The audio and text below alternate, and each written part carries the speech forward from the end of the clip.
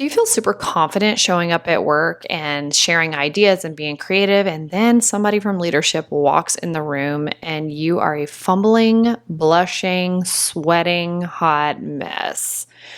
This used to be me. I used to be feeling smart and competent and creative and knowing how to do the things that needed to be done. And then as soon as I would walk into a room with an executive leader or specifically my boss, all of a sudden I would notice I was like flushing red, I was sweating, and I was not able to complete my thoughts to get my point across, especially if I was around a leader who tends to challenge things, not even necessarily because they're trying to tell me no or not validate my idea, but just because they're trying to understand more. If this is you, you're not alone. And I want to talk to you today about how you can notice these things in your body and what you can do to overcome them and stay in this zone in your professional settings. And this can translate into job interviews or any other situations that you're in where it has that hierarchical, authoritative structure that's happening. And I'm going to read a couple of things to you here because I've witnessed this in my career so many times and I've experienced it for myself that I would be totally fine. And then all of a sudden, I would just start flushing or getting super stressed out. My heart rate would be up. And I'm like, why am I so nervous? And I thought about this with a recent situation where I watched somebody start to crumble under the pressure of an executive leadership team. And it made me think about what is happening to the mental state when this happens. If you've been around Blushing Phoenix for a while, you know that essentially what I came to recognize about blushing. Whoa, there's a kid laughing. Essentially what I came down to realizing about blushing is that it is, what am I believing about this situation? What am I believing about myself that's reinforcing this and making this so awful for me? Because on my journey, I've met others who have those insecurities. They can't function. They cannot come out of their house. And then I've met others who have very similar situations and they just don't care. And they go live their life and it doesn't impact them this way. So as I studied that over the years and went through my own experiences with it, I realized the difference was in the thinking. What do I believe about myself because this happens? Because if I believe that about myself, then I'm going to project that onto other people and say that they're believing it about me also. And so you just get trapped in this imaginative world that you have created based on your own thoughts about yourself.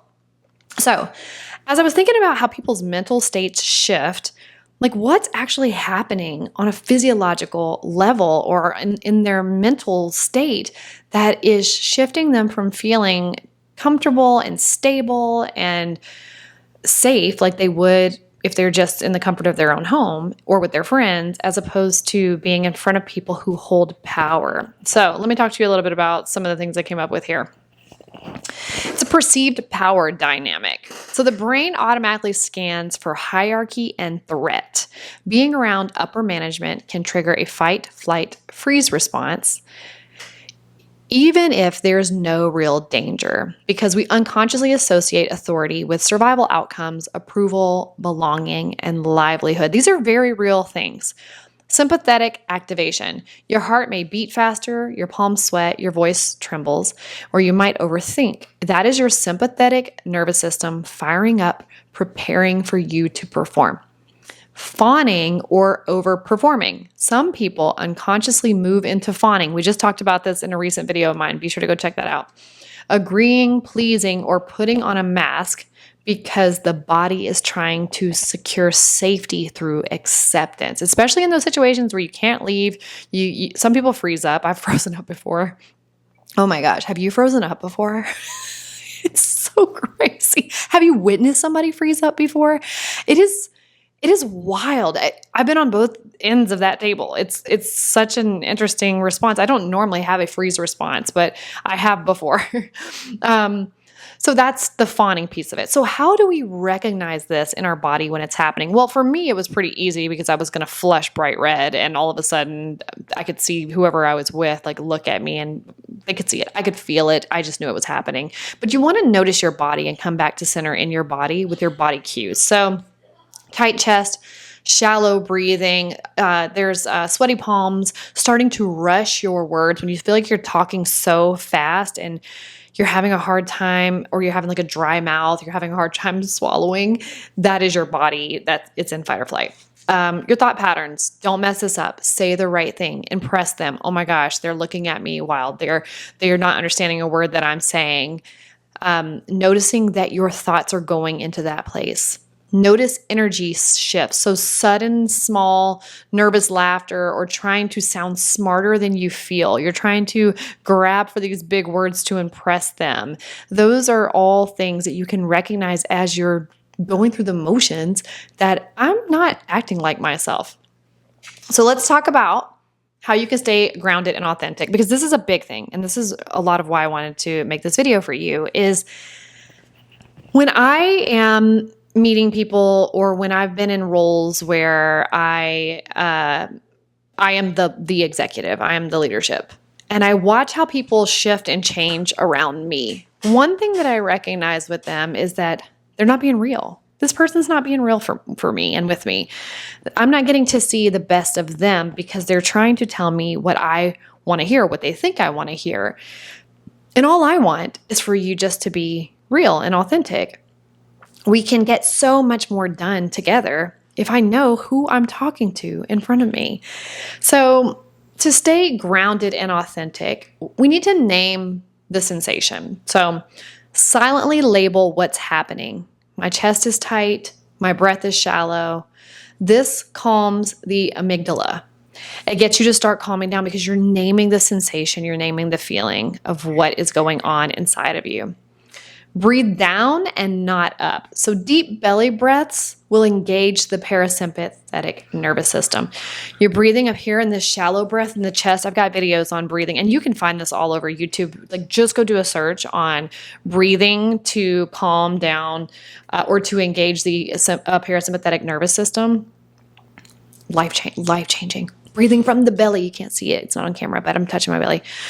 Learning how to breathe through the belly, that's the down, not up. That sends our body back into a place of, we're safe here. And it doesn't always happen immediately. That's the thing to know too, is like, if you're like, I'm doing it, it's not working, just keep going. Anchor physically. Plant both feet on the ground. Feel your sit bones in your chair, aka your butt, in the chair, and press your fingertips together. This signals safety to the body. Getting back in touch with your physical body, whatever that looks like for you. Reframe the role. Remember, upper management isn't there to expose you. They're humans with nervous systems too. You're on the same mission. If you have been in extremely toxic work environments like I have, this may not resonate with you because you can feel like they are there to expose me. They are there to make me look bad and feel bad. Or the reason why I'm having that sort of nervous system response to them anyway is because they're not safe. And I get that. And that's kind of a different video for a different day, because that is extremely challenging to navigate. But you can still utilize some of these tools when you're with those people as well. Trust me, I have survived corporate in so many ways. I have stories for days. This would be a great series on TV or YouTube or something to do, like survive in corporate. I bet we all have. I bet you have stories that you could share that are all over the place and crazy. So authenticity over performance. Instead of trying to impress, share from your truth. Here's what I see. Here's what I know. Here's what I don't know yet. People will respect that honesty. And again, you have to be in an environment that's mostly safe and emotionally safe for you to be able to practice these things. If you are in an environment that just is not safe for you to be yourself in, that's a whole different conversation. But this is for you who just came out of a meeting or just got out of an interview or whatever you were doing, where you walked away from it and thought, why did I do that? Why didn't I just say what I know? And why did I feel like I had to perform for them and say what I think they wanted me to say, as opposed to just saying what I knew to say, or saying, I don't know. Or, for example, with interviews, if there's something that you haven't done before, in an industry you haven't done it in before, when the interviewer is asking you questions, they're not asking you for that particular industry that they're in because they know you don't know that. But what you can do is reference, another industry that you're familiar with and bring it back, anchor it back to something that you know. If you are a part of a team and you guys are building something and an executive leader or just your boss walks in and you feel this need to impress them and overshare and overtalk and you stop reading the room, you're not coming across as competent and trustworthy. So a lot of people, when their nerves start taking off, they just start yapping away. And I know because I used to be this person. I was telling my team this story that's so funny, that when I was in my early 20s, I was at this event. There was this woman there. I was super excited to get to chat with her. She was chatting with me. I felt like she liked me. I was just so locked into her and onto her. And I didn't want to let her go that at one point we were walking through the parking lot together and we got to her car and she kind of got in the car and she was like, okay, I got to go, and left. And when she left and I came out of the trance of, oh my God, I can't believe I got to talk to her, my self-awareness kicked in and I realized that I was so excited and nervous to talk to her and I wanted her to like me back so bad. I wanted an outcome that I couldn't control. So I chased her across a parking lot. I literally chased her through a parking lot. She was not trying to leave the event. She was trying to get away from me. And I missed it because I was so anxious and nervous that talking kicked in and I literally chased her to her car. She was escaping me. My husband and I crack up about this now. We think it is the funniest thing. Like, remember when you chased the girl through a parking lot? I'm like, I know, like psychopath. But having that self-awareness to know people are trying to leave, read the room. They're trying to get away. They've already mentioned that they need to go. They're looking at their watch. They're saying, well, okay. And those little filler words to start shutting the conversation down, but I want it to keep going. So I'm going to keep going. It's funny, just a side note, because I feel like if I'm dragging a conversation on that is not really, the timing's not appropriate anymore, and it's time for this to cut off, my body actually will start to flush. It'll still let me know, like, why are you still going? So your nervous system might think you are in danger. But you're really just in a meeting. And being able to get your body to understand the safety of those environments and getting your voice back out to speak and understand that, number one, this is a natural reaction to you and for you, depending on the environments that you've come from and how you grew up, that if there is authority there, we're wired for survival. And so for you, especially if you're a highly sensitive person, it might be a little more reactive. Your body might be a little more reactive to authority based on very real things that are going through your mind and into your body for that reaction. Again, that has to do with livelihood and survival and belonging and acceptance. Those are true survival skills that we want to have. And that's what creates safety for us. So if you're in environments where you don't feel like you're safe, then you're going to potentially have those types of responses in your body.